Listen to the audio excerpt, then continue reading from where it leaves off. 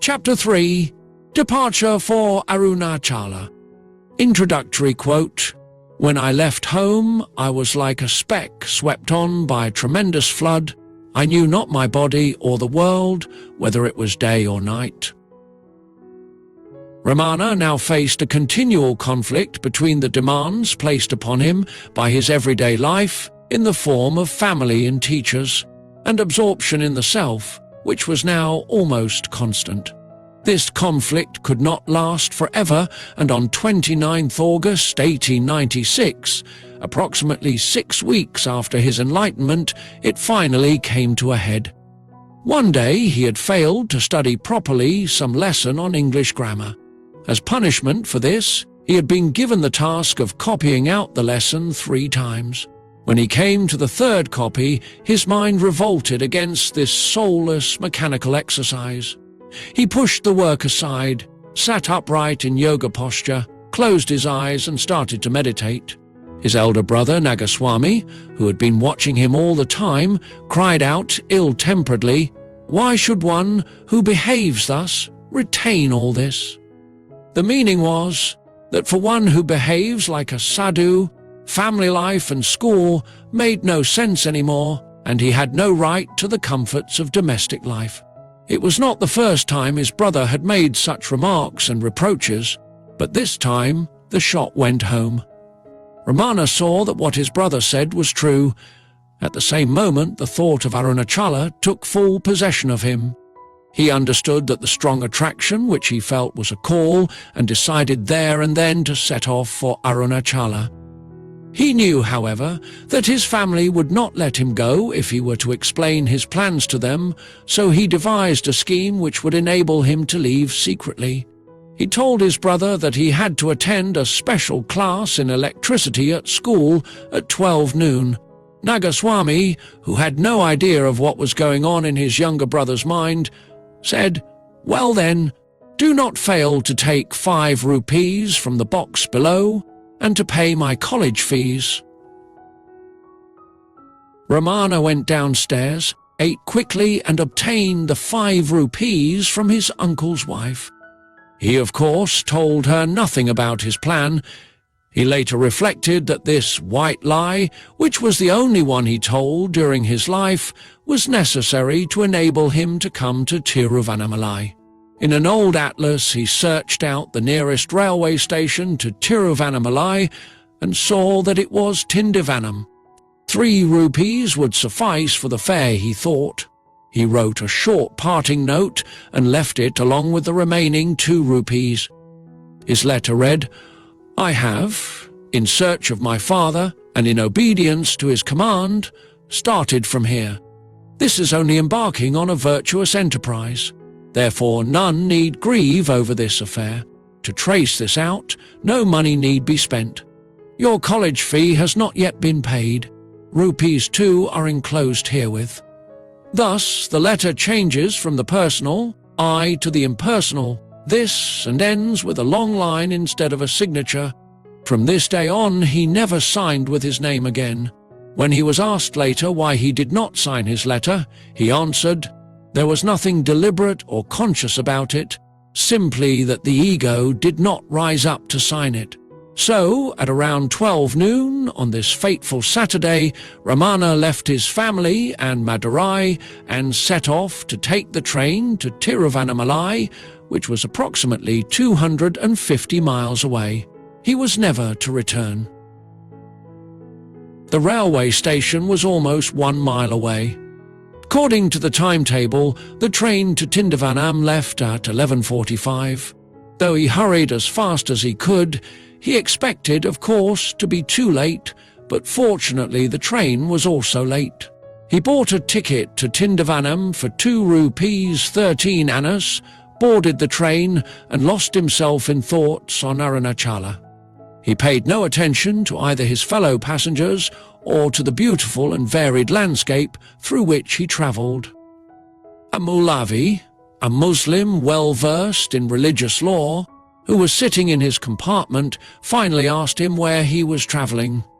A short conversation ensued, in which he learned that there was also a railway station at Tiruvannamalai, and that he needed to change trains at Villupuram.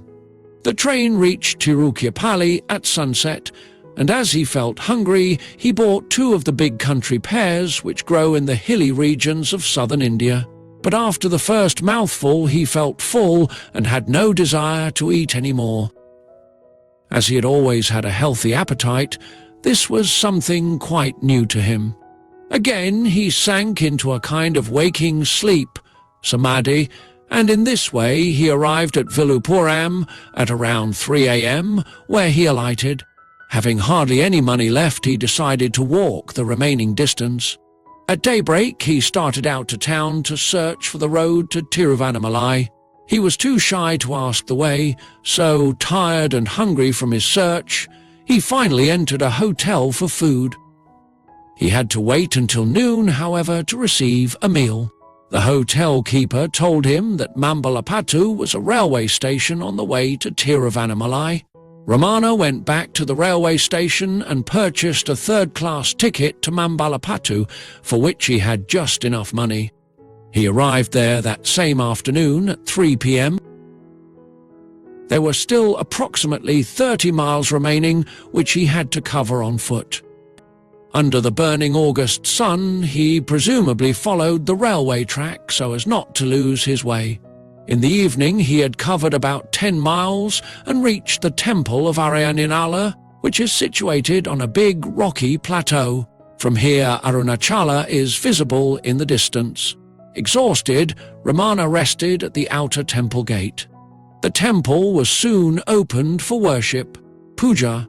Ramana took his seat in the open pillared hall and sank again into samadhi, while the priest and the faithful celebrated the puja. As he sat like this, a dazzling light suddenly appeared to him, flooding the whole temple. At first he thought this must be the appearance of the deity there. He rose to look in the inner sanctuary where the image of God was situated, but all was dark there. So he found that the light had no natural origin, but, as suddenly as it had appeared, it vanished. Ramana sank back into samadhi. He had no idea that he was sitting next to the statue of Jnana Sambandha, one of the 63 Tamil saints. It is written that this saint, who lived in the early 7th century AD, once saw a similar light at the same place. Soon he was disturbed by the temple cook, who wanted to lock the temple doors. Ramana asked for some food and to be allowed to spend the night there. Both were refused. The other visitors suggested that he should come with them to Killur, a place approximately 6 furlongs away, where they were going to celebrate the puja again. There he could be given something to eat. So Ramana accompanied the group. At the Virataswara temple in Killur, the priest celebrated the second service of the evening together with the faithful, and Ramana again sank into samadhi. By the time the ceremony came to an end, it was already about 9 p.m. Again he asked the priest for something to eat from the offered food, prasad, and again his request was refused. The temple drummer, who had been watching the young Brahmin, felt sorry for him and said to the priest, "Sir, give him my share." There was no drinking water available in the temple, so Ramana was sent to the house of a neighbouring scholar, Sastri. He was totally exhausted, and while he was waiting there for water, holding his leaf full of cooked rice, he either fell asleep on his feet or fainted and fell to the ground. Some minutes later, when he awoke, a crowd of curious onlookers had gathered round him. The rice was scattered on the dirty road. Because nothing of the blessed prasad was allowed to be spoiled, Ramana collected each grain of it, ate, drank the water which had been brought to him, and lay down on the bare ground to sleep. The next morning, Monday, 31st August 1896, Gokulashtami, Sri Krishna's birthday, one of the main Hindu festivals throughout India, was celebrated in the temples and houses of the believers. Tiruvannamalai was still around 20 miles away. Again Ramana could not find the right road, and being exhausted and hungry, he felt that he just would not be able to get to Tiruvannamalai on foot. He needed something to eat and some money for the train.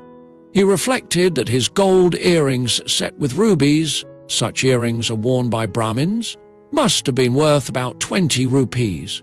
The idea arose that he could pawn them, but how and where?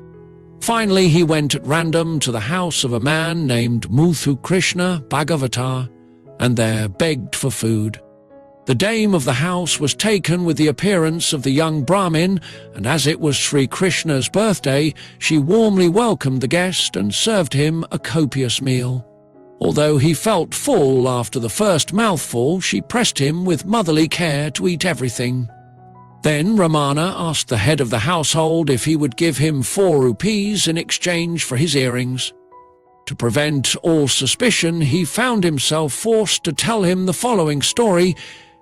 He said he was on a pilgrimage and had lost all his luggage on the way, and in order to be able to continue on his travels, he now needed to pawn his earrings. Muthu Krishna Bhagavatar examined the earrings, and finding them to be genuine, gave the youth the 4 rupees.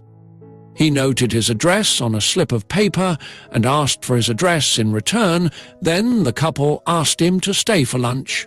Ramana agreed and stayed with them until midday. The housewife gave him a packet of sweetmeats for his journey, which had been originally prepared for Sri Krishna as a food offering, but which had not yet been offered. He had to promise to come back and redeem the earrings, but as soon as he left their house, he tore to pieces the slip of the paper with the address. Of whatever value the earrings might have been, there was no question of him returning for them. As there was no train to Tiruvannamalai that day, he spent the following night at the Tirukoila railway station near Killa. He slept on the platform with the untouched packet of sweetmeats in his pocket. Early in the morning of the 1st September, he bought a ticket to his final destination at a cost of 4 annas, and a few hours later arrived at Tiruvannamalai railway station, from where he walked to the holy mountain of Arunachala. He was to remain there for the rest of his life. Thank you for listening. Please subscribe to Biography Central channel and share with your friends. This will help us reach more viewers.